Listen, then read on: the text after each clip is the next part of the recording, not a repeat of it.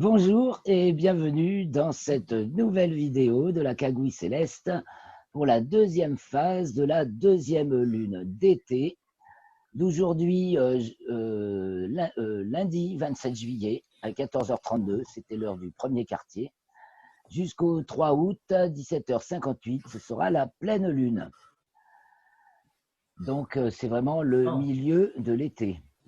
Deuxième phase de la deuxième lune, on a en plein cœur, on va être à la pleine lune. Donc, on arrive le 3 août à la pleine lune d'été, dont je rappelle également, chaque fois qu'on arrive à la pleine lune. Alors, je vais commencer à partager l'écran. Partager l'écran. Je vais revenir sur l'article. C'est la pleine lune de l'Esturgeon, avec comme dans le clan de l'épervier et le totem saumon. Alors, j'ai remarqué que justement dans cette astrologie amérindienne, il n'y a que 4 clans. Chaque signe appartient à un clan, mais c'est pareil, c'est structuré en 4. Ça vous étonne? Ça étonne personne. 4 saisons? Ça saisons peut être pas obligé les 4 saisons, mais possible. Ils sont répartis ils sont répartis dans l'ordre. Comme ça, je ne l'ai pas noté au bon endroit. Je ne vais peut-être pas pouvoir vous le dire de suite. Je serai obligé de le reprendre la semaine prochaine. C'est pas les 4 signes cardinaux des fois?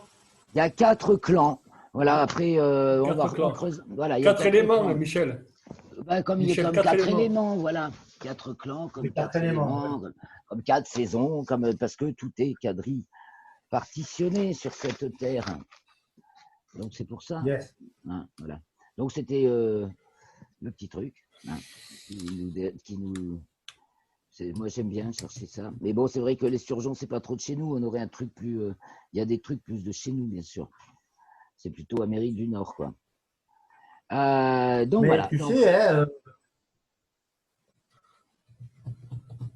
on est à la même latitude, donc il y a des similitudes.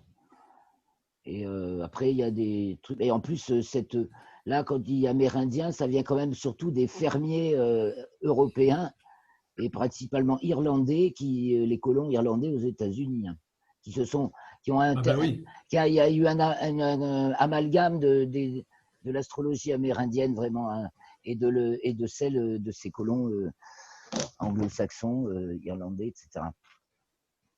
Donc c'est nos campagnes.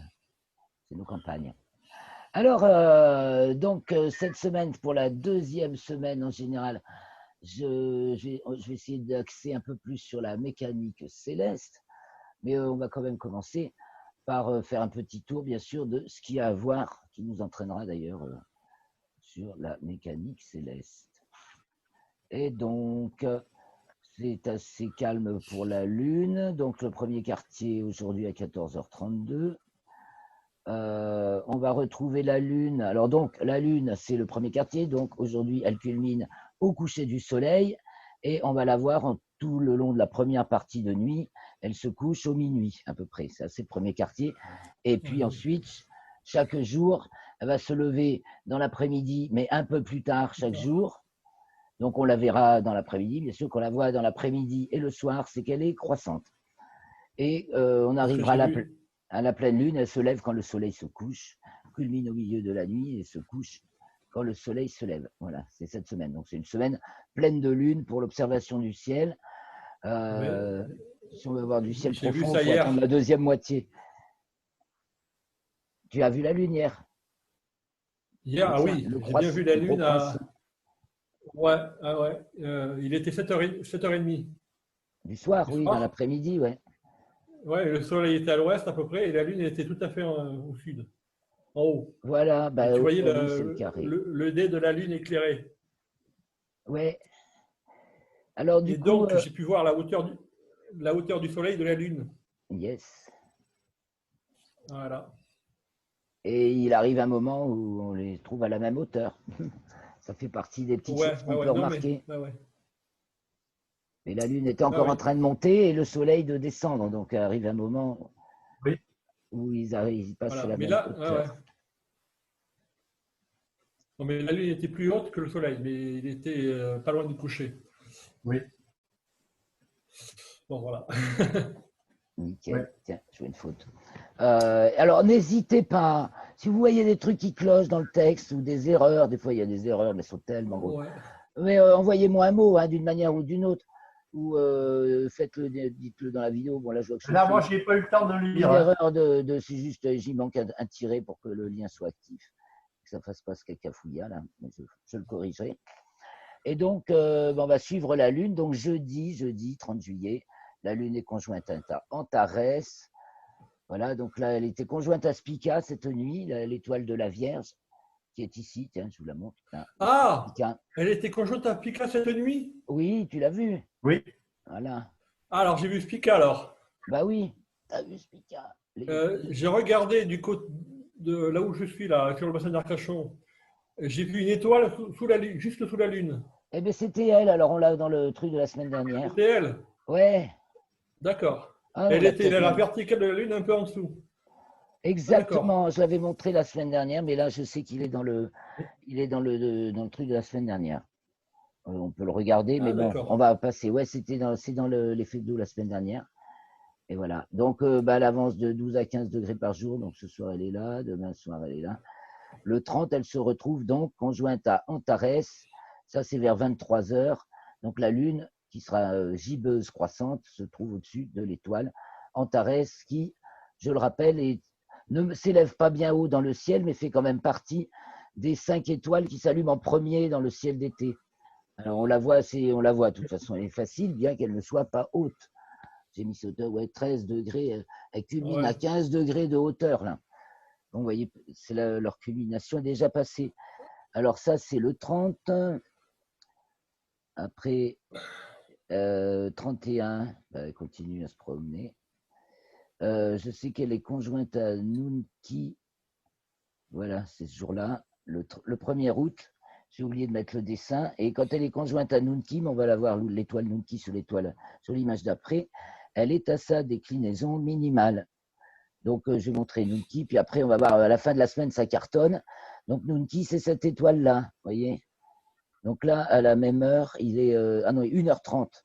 Le Scorpion est couché, Antares est couché. Nunki, c'est cette étoile-là du Sagittaire, là, c'est celle qui fait le haut de l'anse de la théière. On représente souvent ça comme une théière. Ils ont rajouté des traits là.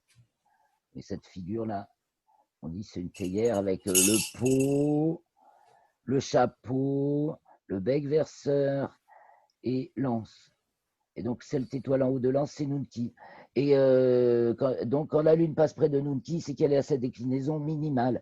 On va reparler un peu justement en mécanique céleste de déclinaison. Et donc, ça, c'est l'image, elle est le 2 au matin. La nuit du 1 au 2. La nuit du 1 au 2, la Lune est conjointe à Jupiter. Ensuite, vers 11 heures, dans le 2, elle est conjointe à Pluton, que je vous ai mis là. Et elle est conjointe à Saturne en fin de journée. Vous remarquerez que à la fin de juin, on avait Jupiter conjoint Pluton, mais que comme Jupiter est rétrograde, Pluton est aussi, mais son pas est tellement lent que on constate largement le recul de Jupiter par rapport à Pluton, qui va continuer à reculer jusqu'à ce qu'il reprenne son mouvement direct, et il sera encore une fois conjoint à Pluton en géocentrique, je crois, en novembre. Et en revanche, Jupiter et Pluton sont conjointes en héliocentrique le 31 juillet. On arrive à leur conjonction héliocentrique. Donc ça marque la pleine lune, c'est juste avant, hein. Juste avant la pleine lune. Alors j'ai mis les petites images de la pleine lune. Le 3, c'est le lendemain, donc la lune a passé tout ça, elle a passé Saturne. Voilà, donc ça c'est le 3 dans la nuit du 2 au 3. Et la pleine lune qui est pratiquement la nuit du 3 au 4, quoi. On appréciera. Elle est pleine à 17h58. Donc le 3 au soir, vous voyez, elle se lève à l'est-sud-est comme un soleil d'hiver, hein, une pleine lune d'été à la course d'un soleil d'hiver à peu près. Et donc elle a des. Ça, c'est que j'ai Ça, ce que j'ai réussi à faire comprendre à ma mère, mais bon. Ah, yes, c'est bien. Trop bien. Ah oui. Donc, elle a dépassé Saturne et Jupiter. Et au matin, quand elle se couche, le soleil se lève à peu près, bien sûr. On la retrouve à l'ouest. Et après, elle va être de plus en plus tardive dans le ciel du matin, après passer la pleine lune. Donc, on voit la lune le matin. Et tant qu'on est avant, on la voit le soir. Voilà, alors à part ça, qu'est-ce qu'il y a à voir? On va avoir un petit mot sur la comète dont maintenant l'éclat diminue. Elle est passée au plus près de la Terre le 23 juillet. Elle était déjà passée au plus près du Soleil. Donc, elle est toujours visible à l'œil nu cette semaine, mais son éclat s'estompe déjà. Elle est sous la Grande Ourse. Mais aux jumelles, on peut encore la trouver. En tout cas, on l'a vue, mais on l'a vue À de quelle tous heure? côtés. La semaine dernière, hein, surtout. Là, cette Ah, semaine, semaine dernière, d'accord. Moi, je n'ai pas pu la voir. dès que le ciel est un peu vaporeux, Mais, elle s'efface. Et ouais, c'était un peu Alors moi, chargé ces derniers jours. ouais. mais là, ça va être clair, là, à mon avis. C'est parti pour être un ciel clair, là. Là, ça dépend des moments. Ouais. Ce matin, c'était très Ben, tranquille. ce Là, c'est matin, moi, brumeux. ce matin, j'ai vu Mercure, Vénus. Waouh, t'as vu Mercure, Il était félicitations. 5 Bien. heures, 5h30. 5 Allez. heures, 5h30. Ah, c'est l'excellent moment pour Mercure, puisque donc elle était à son élongation maximale ces jours-ci. Ouais. C'était donc la semaine qui Voilà. vient de passer. Et donc pareil, Mercure, on va encore la voir cette semaine. Et après, elle va jusqu'au 3, là, c'est bon. Après, elle sera en conjonction Et après, supérieure en mi-août, alors elle va vite disparaître. ah ouais. Mais elle est Ouais. en Oui, parce déclinaison que. maximale, alors ça l'avantage un petit peu. Et donc, Ah! Mercure est en déclinaison maximale. ouais, elle a fait un. Est-ce que Ben, ça c'est un peut deuxième expliquer palier. D'accord. Ça peut expliquer la chaleur qui est annoncée? Ah, pourquoi pas, pour l'hémisphère nord, c'est pas mal.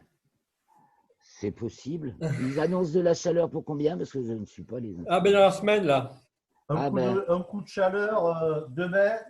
Et puis Jusqu'à après, vend- jusqu'à vendredi à Paris, même. 43 degrés dans la Euh, vallée du Rhône. on va mourir. C'est vrai qu'aujourd'hui, il fait beaucoup plus chaud Intéressant. Chez nous, il fait aucun 38 jour. hein, aujourd'hui. Il n'a jamais fait aussi chaud encore qu'aujourd'hui, depuis le début Ouais, ouais, ouais. de cette année. Ça monte. Ouais. Et pourtant, cette nuit, il a fait Mais bon, froid. Il a fait froid cette nuit, mais j'étais gelé, moi. Enfin, du moins chez nous, un courant d'air vraiment froid, j'avais fermé tellement. Et du coup, ce matin, trop chaud. Bon, je continue. On continue. Alors, qu'est-ce qu'on va voir intéressant à noter? Donc, les planètes, comme tu disais, Michel. Alors, un petit tour sur les planètes. Petit tour vite fait sur les planètes. Ouais, alors, c'est très chargé de ce qui se passe en héliocentrique cette semaine. Donc, je me mets aujourd'hui et aujourd'hui. Donc, à 23 heures, quand on regarde vers le sud, on a Jupiter et Saturne qui, toutes les deux maintenant, donc, se lèvent avant le coucher du Soleil, puisqu'elles ont passé l'opposition. Et ça ne fera pas une trop grande différence. Au bout d'une semaine, un petit peu, voilà. Il faut apprécier à la fin de la semaine, elle leur se déplacement lève elles se lèvent avant le coucher du Soleil. Là, c'est avant, oui, oui, oui. 23h30. Elle culmine aux alentours de 1h du matin. 0h45 Ah, Jupiter et 1h15 pour Saturne. intéressant. Alors, on va pouvoir les voir vers minuit si le ciel clair est à Paris. Oh, ben là, même à Paris, Jupiter et Saturne, tu les manques pas. Même Saturne, quoi. Jupiter sûr. Et Saturne, même avec les lampadaires, quoi, tu peux Ah, voir mais Jupiter. moi, je sais que. Non, non, mais attends. Moi, à côté de chez moi, à Paris, on voit Saturne. euh, on voit Saturne par ciel clair. Hein. Mais bien sûr, et il y en a qui, en région parisienne, qui font de magnifiques photos planétaires. J'en montre des Voilà, fois. oui, oui. Alors, si on s'avance Donc, un peu, d'accord. on peut les voir, les planètes. C'est un des rares trucs qu'on peut apprécier aussi à Paris.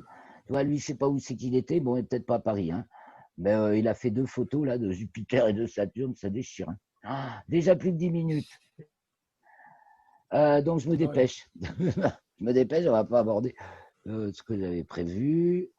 Neptune. Alors, voilà ensuite vers 2 heures du matin. On a Neptune qui se lève vers minuit maintenant, et Mars vers 0h30. Ça j'ai noté. 0h10 Mars. Neptune se lève vers 23h et Mars 0h10. et 0h45 Uranus.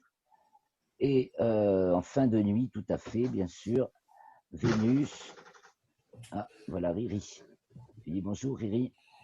Et au petit matin, voilà, à l'heure quand Vénus se lève, on a Vénus, Uranus, Mars et Neptune qui est là-haut maintenant déjà. Et en toute fin de nuit, encore cette semaine, donc, on pourra voir encore Mercure. Ça va, il va aller en s'estompant. Voilà, il se lève vers 5h30 en fin de semaine. En début de semaine, il se lève vers 5h.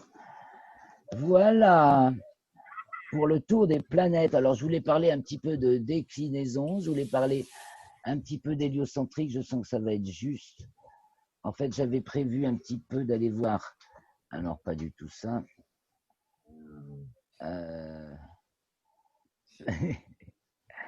J'avais prévu d'aller voir dans le diaporama qui se trouve sur la rubrique, dans la rubrique Soriastre. Parce que là, il y a tous les schémas pour comprendre les différents plans. Étude sur le devenir de la France. C'est ce qu'on a fait en 2015. Ah oui. Et donc voilà, ça c'est le diaporama Soriastre. Alors je vais aller sur la sphère équatoriale. Voilà, donc c'est la sphère équatoriale où on considère la Terre comme centre de référence, avec le plan de l'équateur comme plan de référence. Et l'axe des pôles qui est l'axe de référence. Donc, ce plan de l'équateur, c'est par rapport à ça qu'on mesure la déclinaison. Donc, quand le Soleil est au solstice d'été, Gémeaux, Cancer, et il est au-dessus du plan de l'équateur, au maximum, et c'est-à-dire à 23 degrés 12 minutes, 23 degrés 26 minutes, pardon.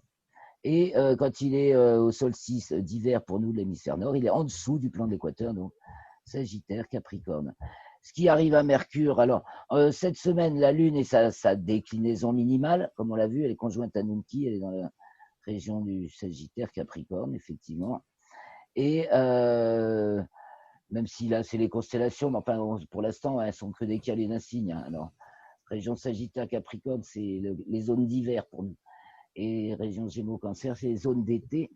Donc, elle est à sa déclinaison minimale, la Lune, et Mercure à sa déclinaison maximale cette semaine.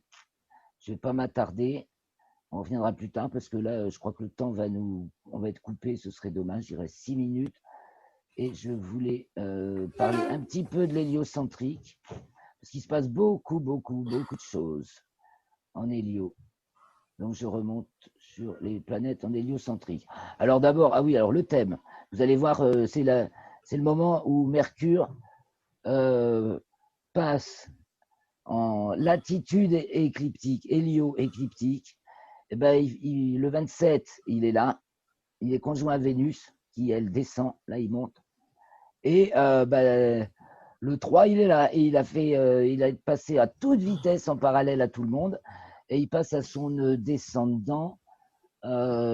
ascendant, pardon.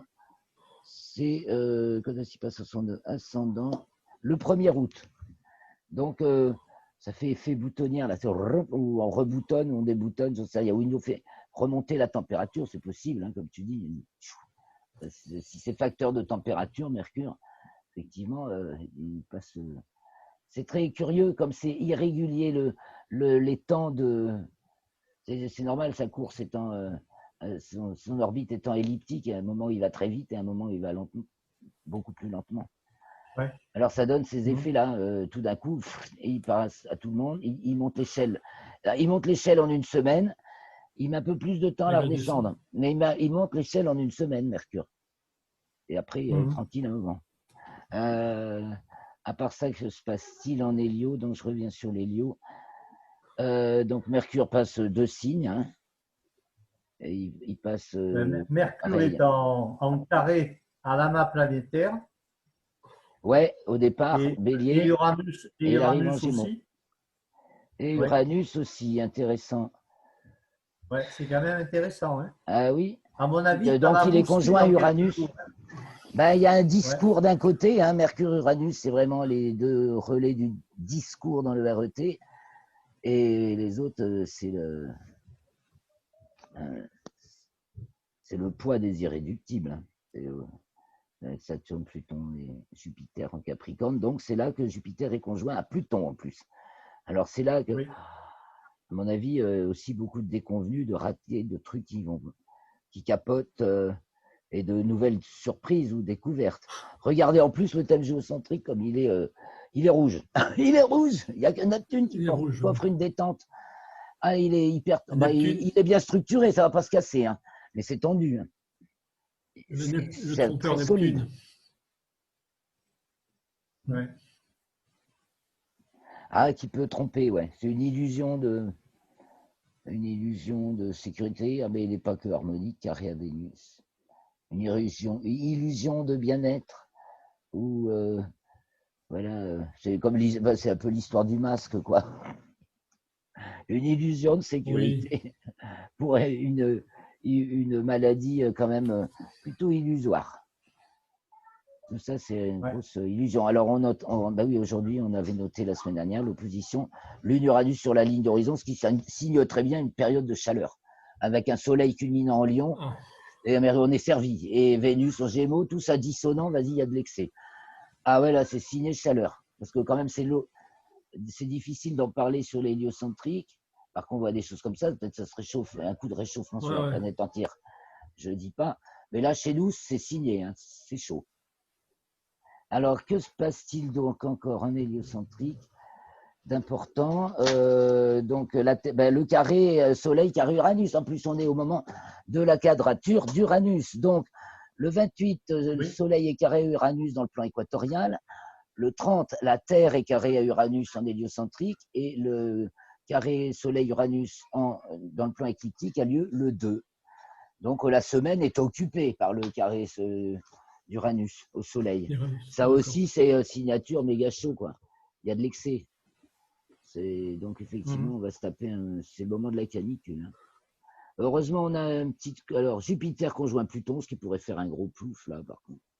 Ou alors signer une situation difficile. Hein. C'est la rupture de niveau. Jupiter, les affaires mondaines, et Pluton, la transcendance absolue. Pouvoir de transcendance. Donc, qu'est-ce qui se passe? Qu'est-ce que c'est la petite qui va faire crever la baudruche? Je pense que le peuple va s'apercevoir que ce que les politiques disent, c'est le contraire de la réalité. Ben, j'espère bien. Hein. Ça y contribue, ça y contribue. Ça avance. Ça y contribue, la prise de conscience. Mais enfin, ça fait peur de voir tous les gens avec tous l'obligation de porter le masque dans tous les endroits. Mais Et le fait que les lois soient en fait hors la loi. Toutes les trucs qu'on nous impose sont des choses arbitraires qui sont hors la loi. Donc ça, c'est bien une affaire hors la loi. Jupiter, Pluton, c'est hors la loi. Et ils ont la peau dure, c'est ça, ils sont Capricorne, ils ont la peau dure. Mais peut-être que ils vont prendre un petit coup dans leur carapace. Donc, on l'a dit, Mercure passe au nœud ascendant. Vénus aussi, le 1er août, atteint sa latitude minimale. Donc, elle va remonter après. Et elle est conjointe à Neptune. Alors, Vénus, latitude minimale et conjointe à Neptune, ça fond. Ah oui, on va fondre. Et peut-être aussi beaucoup de... Ça amplifie les émotions et aussi l'intuition. Donc, ça peut donner le meilleur comme le pire. En tout cas, c'est les deux, Vénus et Neptune, sont les deux relais de l'existence intensive. Vénus qui vient du niveau de simple, unique, de représentation, donc, et Neptune qui vient de la transcendance, et les deux qui t'émotionnent, là, qui te touchent le cœur, qui te font des vagues. Et donc voilà, et ça finit par Mars au périhélie. Bah oui, encore une raison d'avoir chaud. Ah ben là, tous les facteurs sont Mars au périhélie, ça chauffe.